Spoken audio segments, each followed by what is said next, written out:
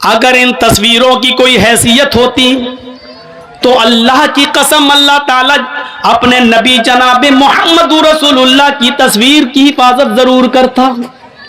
لیکن دیکھ لو دنیا میں عیسائی بھی موجود ہیں، عیسائیوں کے پاس عیسیٰ کی تصویر موجود ہے، یہودیوں کے پاس موسیٰ کی تصویر موجود ہے، داؤدیوں کے پاس داؤد علیہ السلام کی تصویر موجود ہے، ابراہیم کو ماننے والوں کے پاس ابراہیم کی تصویر موجود ہے. سب نے ہندو بھائیوں کے پاس کرشن جی کی، رام چندر جی کی، شنکر جی کی، گنیش جی کی، ان کی تصویریں موجود ہیں.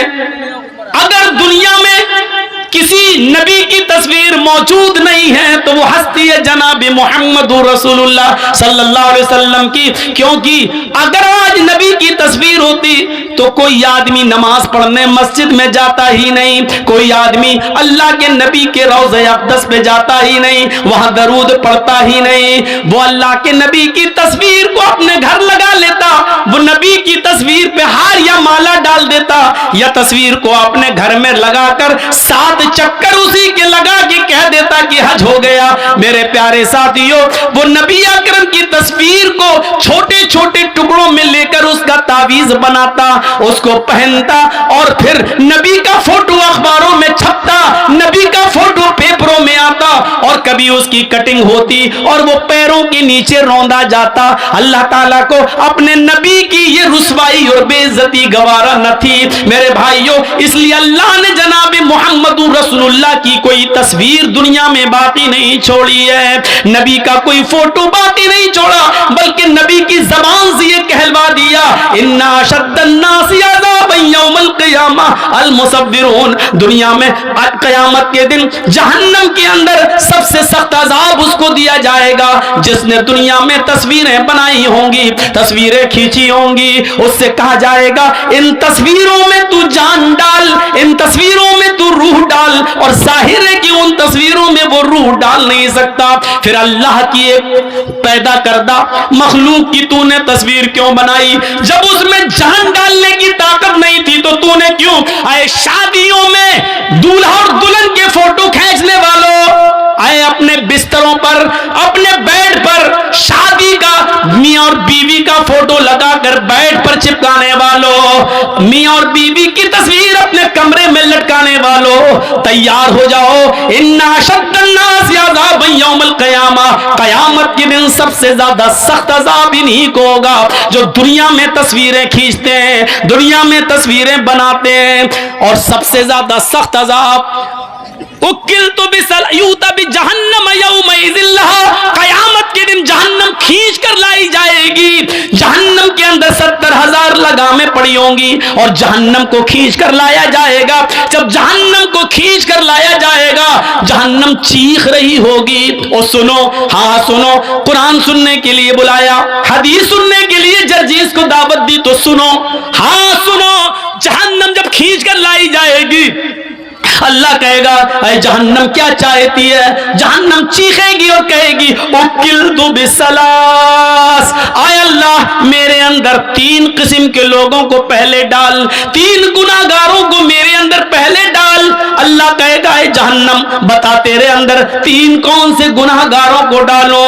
سب سے پہلے وہ نام لے گی، اے اللہ عقوق الوالدین، ماں باپ کے ستانے والوں کو، ماں باپ کو رلانے والوں کو جہنم میں میرے اندر سب سے پہلے پھینک. دنیا میں جو اپنے ماں باپ کو ستایا کرتے تھے، ماں باپ کے ساتھ ظلم کرتے تھے، ماں باپ کو نظر انداز کرتے تھے، ماں باپ کو خون کے آنسو رلاتے تھے، پال پوس کر ماں باپ نے بڑا کیا، ان کو اذیت اور تکلیف دیتے تھے، ان کو تو جہنم کے اندر میرے پیٹ میں پہلے ڈال. اللہ جہنم کی خواہش پوری کرے گا اور ماں باپ کے نافرمانوں کو جہنم کے اندر ڈال دیا جائے گا.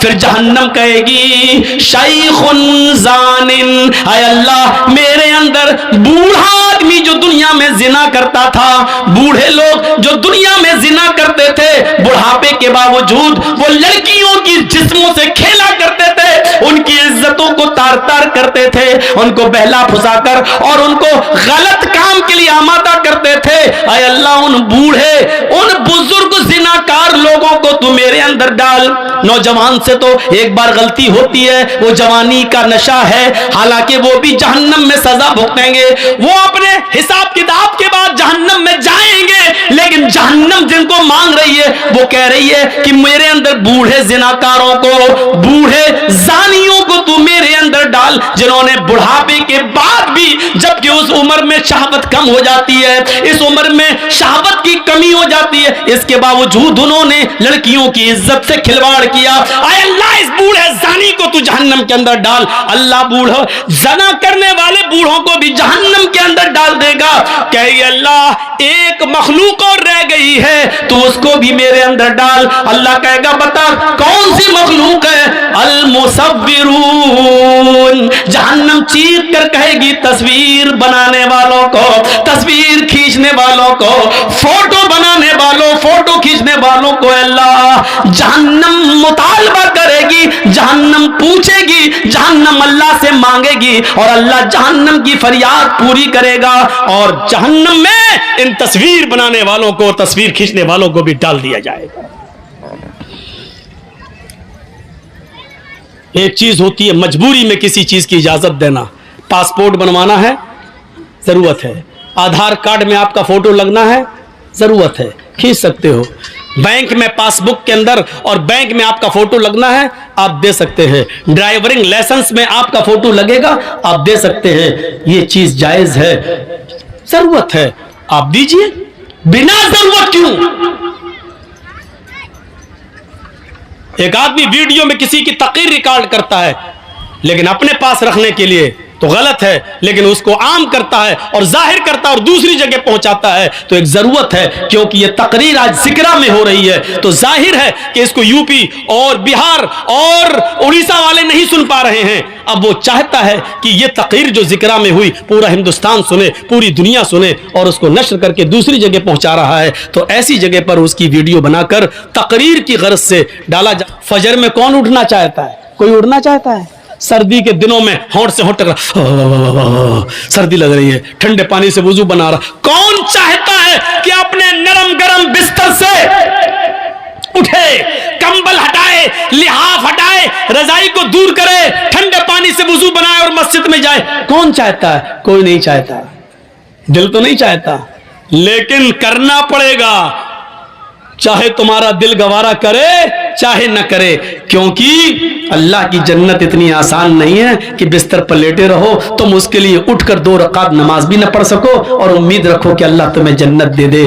तुम्हें नापसंद है, लेकिन तुम्हें करना पड़ेगा। इसलिए करना पड़ेगा क्योंकि ये अल्लाह का हुक्म है, यही इस्लाम है। और इस्लाम तुम्हारी मर्जी पर, हमारी मर्जी पर नहीं चलता। इस्लाम चलता है तो अल्लाह और उसके रसूल की मर्जी पर, अल्लाह और उसके रसूल की नाफिज करदा शरीयत के मुताबिक चलता है।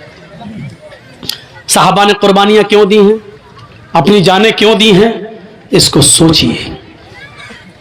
हमें भी वो कुर्बानियां देने की जरूरत है। कौन आदमी ऐसा है जो ये चाहता कि अपनी जान दे, लेकिन साहबा अल्लाह के रसूल मुझे इस जंग में ले चलिए, मैं चाहता हूं कि शहीद हो जाऊं, मैं चाहता हूं कि जंग लड़ूं, या तो काफिरों को मारूं या शहीद कर दिया जाऊं। अल्लाह के नबी उनको कबूल कर रहे हैं, ले रहे हैं, और वो जा रहे हैं और लड़ रहे हैं और शहीद हो रहे हैं। क्यों? क्योंकि अल्लाह के नबी ने फरमाया, शहीद जब कत्ल किया जाता है, उसके खून का पहला कतरा जब जमीन पर गिरता है तो अल्लाह उसके सारे गुनाह को माफ कर देता है। शहीद कयामत के दिन जब अपनी कब्र से उठेगा तो उन्हीं कपड़ों में उठेगा जिन कपड़ों में वो शहीद हुआ है, और उसी जगह से उसका खून बह रहा होगा, टपक रहा होगा, जिस जगह खंजर, जिस जगह तलवार या जिस जगह गोली लगी है। इस हाल में उठेगा कि उसके जिस्म से खून गिर रहा होगा। अल्लाह ताला उसके जिस्म से गिरते हुए खून को